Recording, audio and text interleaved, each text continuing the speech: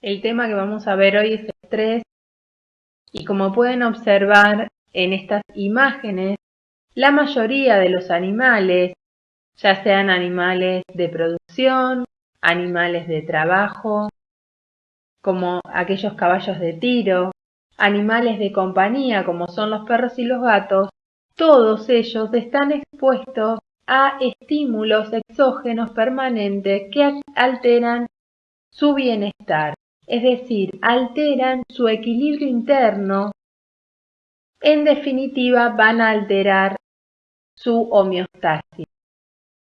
Por suerte los animales tienen mecanismos compensadores para tratar de volver o retomar su estado de bienestar. A partir de ahora, estos estímulos exógenos los vamos a denominar estresor o alarmógeno.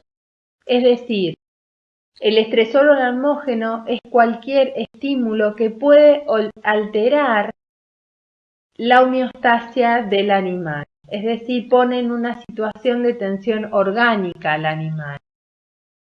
Estos estímulos, este alarmógeno o estresor, va a desencadenar una respuesta denominada respuesta de estrés. ¿A qué nos referimos con la respuesta de estrés? A que se van a activar dos sistemas muy importantes. Se va a producir la activación del sistema nervioso autónomo y la activación del sistema neuroendocrino. La activación de estos sistemas resulta en restablecer la homeostasis del animal y permitir la adaptación del mismo a esta nueva situación.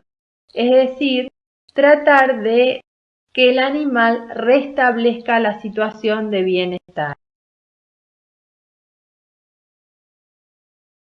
Hans Selye, un gran médico y fisiólogo, en el año 1950 fue el primero que describió el término estrés y síndrome general de adaptación. Lo describe a partir de la observación de un grupo de personas que padecían diferentes enfermedades. Él descubre que estas personas, aparte de manifestar los síntomas específicos de su enfermedad, manifestaban síntomas comunes a todas ellas y que eran síntomas inespecíficos, es decir, en realidad eran un conjunto de signos y síntomas inespecíficos, como son la inapetencia, la pérdida de peso, la leucocitosis, entre otros. A estos signos y síntomas inespecíficos los incluyó dentro de lo que se llama síndrome general de adaptación y por primera vez define entonces al estrés a partir de este estudio como una respuesta inespecífica del organismo ante cualquier demanda externa que ocurre cuando los animales se encuentran sujetos a condiciones ambientales adversas que interfieren con su bienestar. Ahora bien, el estrés de por sí no es malo, sino que las consecuencias que produce el estresor, este estímulo exógeno, son las que hay que considerar.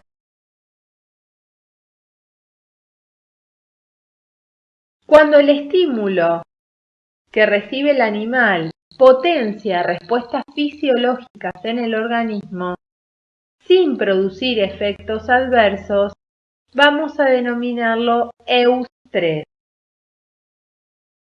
Ahora bien, ¿qué pasa cuando la respuesta a estos estímulos adversos causan ya un daño en el organismo y producen cambios tanto en el comportamiento y en la fisiología del animal, aumentando la susceptibilidad a diferentes enfermedades? Bueno, en ese caso vamos a denominar distrés o diestrés. es correcto de cualquiera de las dos formas. Durante el estrés transcurren 3 etapas o fases bien características. La reacción de alarma o fase no adaptativa, en donde el animal ante un estresor o alarmógeno dispara una serie de reacciones dentro de su organismo que lo preparan para poder luchar o huir. La segunda fase es la fase de resistencia, también denominada fase adaptativa, y esta fase se caracteriza en líneas generales por adaptarse al estímulo. Si este estímulo, este estresor, continúa en el tiempo, el animal se adapta y ocurre un equilibrio de las hormonas que fueron sintetizadas y liberadas en la reacción de alarma. Por último, la fase de agotamiento es una fase en donde el estímulo es tan intenso o prolongado en el tiempo que directamente va a producir una pérdida del estado de salud del animal y puede conducir a la muerte del individuo o del animal en este caso. Las formas de reacción del organismo frente a factores estresantes corresponde a la activación de varios sistemas. Como les dije anteriormente, la exposición a un estresor va a desencadenar, en primer lugar, y el proceso más inmediato, es la activación del eje simpático adrenomedular. En segundo lugar, si la exposición a este estímulo continúa, se va a activar el eje hipotálamo-hipófisis adrenal o hipotálamo pituitario adrenal. Paralelamente, el organismo también sintetiza opiáceos endógenos que tienen un efecto analgésico endógeno. Ahora bien, vayamos entonces a la activación del eje simpático adrenomedular. Este, por lo tanto, se activa, como les mencioné anteriormente, ante la exposición de un estresor o alarmógeno. La activación del sistema nervioso simpático induce la liberación de noradrenalina que a nivel de la médula adrenal va a desencadenar la liberación de adrenalina fundamentalmente, pero también de noradrenalina. La adrenalina va a tener efectos sistémicos y algunos de ellos son los siguientes. Aumenta la frecuencia cardíaca, mejora la fuerza de contracción del corazón, también aumenta el volumen minuto, produce una esplenocontracción.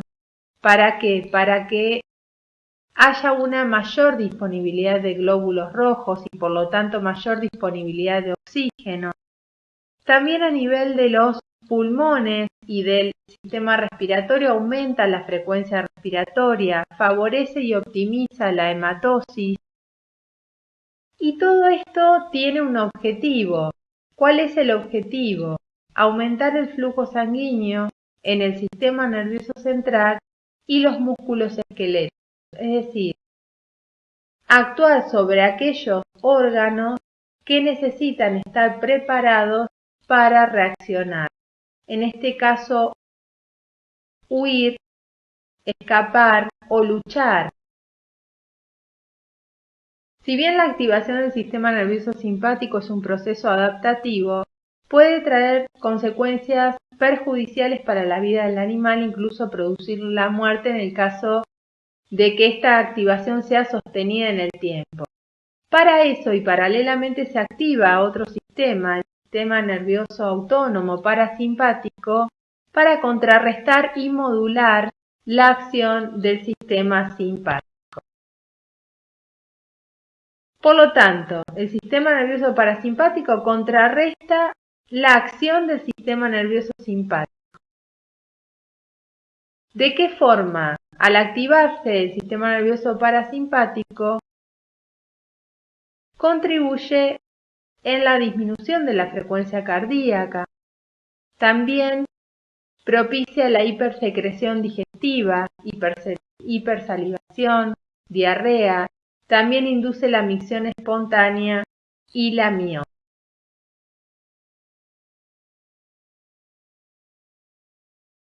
Este esquema sintetiza y muestra la gran vinculación que hay entre el eje simpático adrenomedular y el eje hipotálamo pituitario adrenal. De hecho, minutos después que se activa el eje simpático adrenomedular, se va a activar el eje hipotálamo pituitario adrenal. Los altos niveles de adrenalina circulantes provenientes de la secreción por parte de las células cromafines de la médula adrenal van a estimular neuronas que se encuentran en el núcleo paraventricular del hipotálamo. Estas neuronas liberan altas cantidades de corticotrofinas que van a ser volcadas en el sistema porta hipotálamo hipofisiario y de esa forma llegan al adenohipófisis, estimulando la liberación de adrenocorticotrofina o ACTH. Esta ACTH va directamente a la glándula adrenal y estimula fundamentalmente la corteza de esta glándula. ¿Qué va a producir? Va a inducir altos niveles de glucocorticoides y sus análogos, como por ejemplo corticosterona y cortisol. Estos glucocorticoides, como ustedes saben, actúan fundamentalmente en el metabolismo de los glúcidos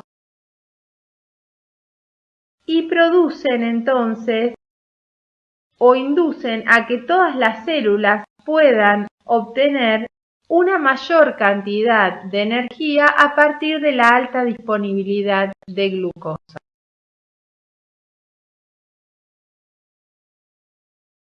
Los altos niveles de glucocorticoides normalmente se observan en la fase de resistencia. En esta fase entonces el animal puede adaptarse y recuperarse completamente o bien morir. Los altos niveles de los glucocorticoides producen efectos catabólicos como estimular la gluconeogénesis, estimular la lipólisis, también inducir una neutrofilia, es decir, aumento en el número de neutrófilos, una eosinopenia, disminución en el número de eosinófilos, una linfopenia, disminución en el número de linfocitos.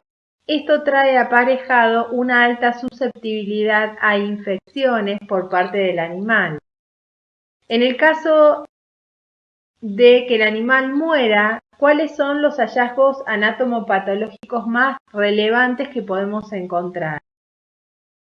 Vamos a observar una hipertrofia e hiperplasia difusa de la corteza adrenal, úlceras a nivel del tracto gastroduodenal, esto es por acción de los corticoides.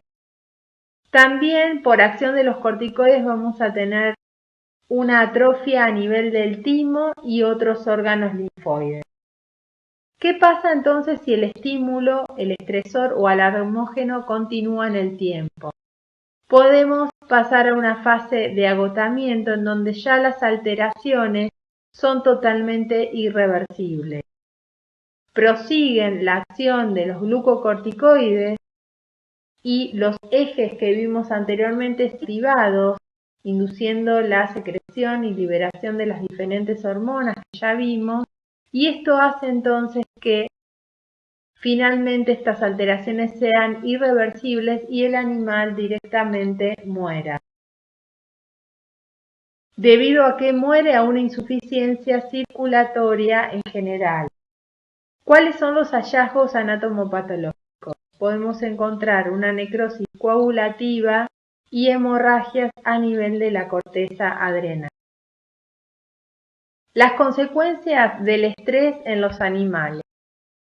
Aumenta la susceptibilidad a agentes infecciosos. También hay modificación de la motilidad del tracto gastrointestinal. Se puede citar como ejemplo la alteración del reflejo de la gotera esofágica en los terneros. Hay una disminución en la producción, tanto en la producción de carne, de leche, de huevos, entre otros. También úlceras gastroduodenales, como les mencionaba anteriormente, por acción de los corticoides. Y estos son algunos de los factores estresantes que podemos mencionar. Hay muchísimos, yo les agrupé algunos de ellos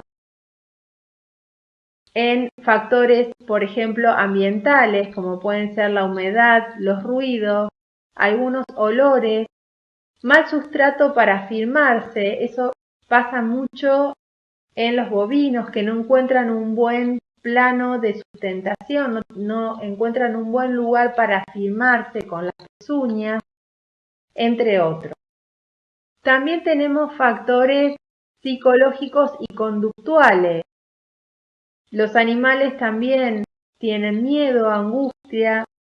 También es muy importante la presión social. En ello se puede mencionar la jerarquización. Animales que son muy dominantes pueden verse amenazados por otros animales que son más dominantes que ellos, y ahí se establece un problema de jerarquización, también pérdida de territorio, entre otros. Y algunos otros factores pueden ser el hacinamiento, el hambre, la sed. Un destete muy temprano puede inducir una situación de estrés, el encierro, entre otros. Esto es muy importante, identificar los factores estresantes y tomar medidas para minimizar los efectos negativos que pudieran generar, permitirá mejorar el bienestar animal. Les dejo esta frase para finalizar el tema y les agradezco su atención.